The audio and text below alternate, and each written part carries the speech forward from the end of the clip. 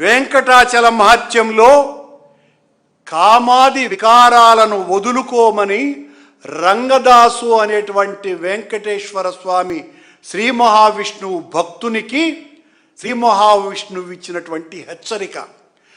ఆ హెచ్చరికను ఉపదేశంగా స్వీకరించినటువంటి ఆ రంగదాసే స్వామికి ఏ తప్పు చేయనటువంటి భక్తుడిగా మారిన తరువాత ఆకాశరాజుగా జనించి పద్మావతి అమ్మవారినే ఇచ్చి శ్రీనివాసునికి పెళ్లి చేసినాడు.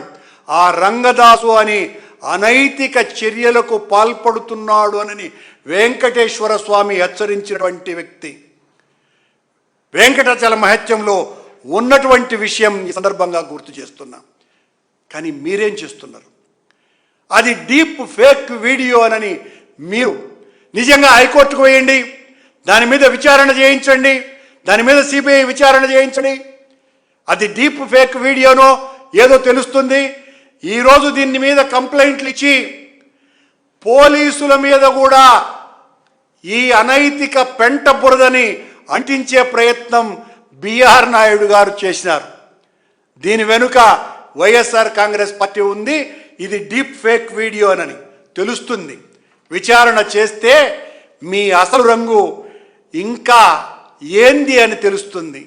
అయ్యా, చైర్మన్ ఆఫీసులో కూడా ఇలాంటి కార్యక్రమాలే చేస్తున్నారానని సోషల్ మీడియా ఘోషిస్తుంది.